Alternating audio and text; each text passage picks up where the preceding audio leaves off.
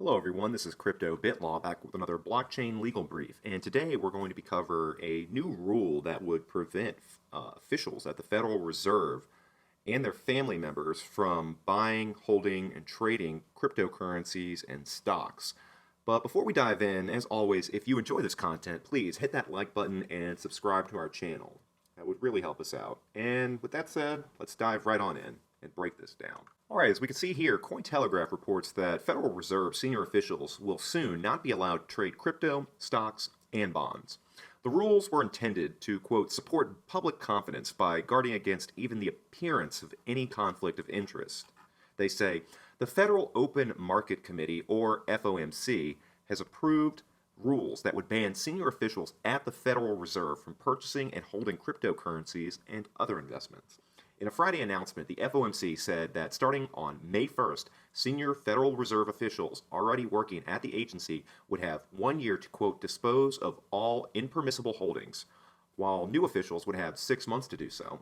The new rules specify that Fed senior officials, which include Reserve Bank first vice presidents and research directors, FOMC staff officers, and System Open Market Account Manager and Deputy Manager, board division directors who regularly attend committee meetings, individuals designated by the Fed chair, and their spouses and children under 18 are, quote, prohibited from purchasing individual stocks or sector funds, holding investments in individual bonds, agency securities, cryptocurrencies, commodities, or foreign currencies, entering into derivatives contracts, and engaging in short sales or purchasing securities on margin. Under the rules, starting on July 1st, the purchasing and selling of securities will be permitted within 45 days' notice, prior approval, and agreement to hold the investment for at least 1 year.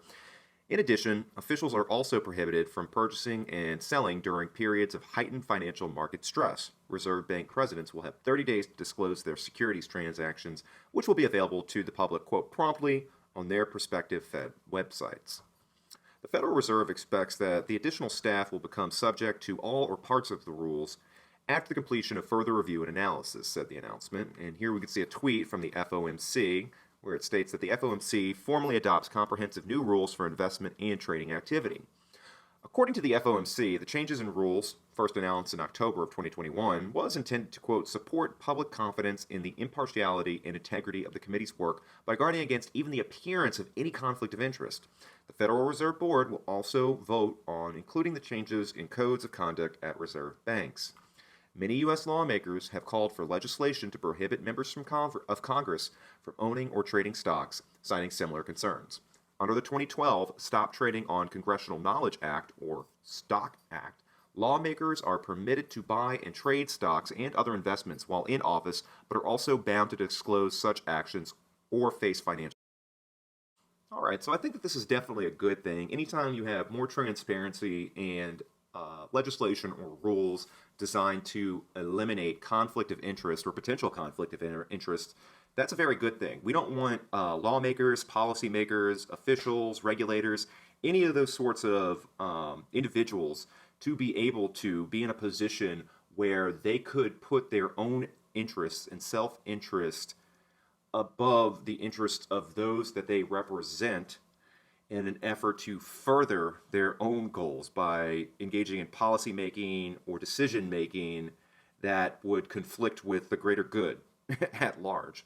So by that I mean, if you're in a situation where let's take some of these Congress members, for example, like Nancy Pelosi.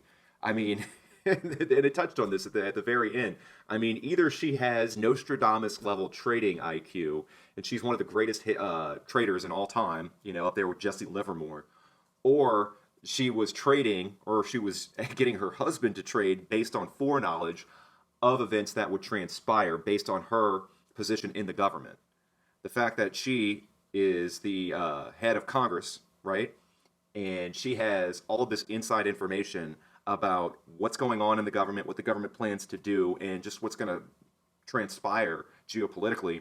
She can leverage that knowledge or get her family members to leverage that knowledge in order to take advantage in things like the stock market or things like crypto trades, even though I don't really think that she trades in crypto necessarily. But I mean, if that's not a conflict of interest, I don't know what is. I think ultimately this is good. I'd like to see this trend continue and extend to Congress and other members or branches of the government. I think that would really be a good thing. Nothing bad can come from transparency and eliminating appearances of conflicts of interest. As they ultimately say, that old adage, sunlight is the best disinfectant. So, with that said, I hope you guys enjoyed this content. If you did, please hit that like button, subscribe to our channel, and we'll see you guys in the next video. Thanks for watching.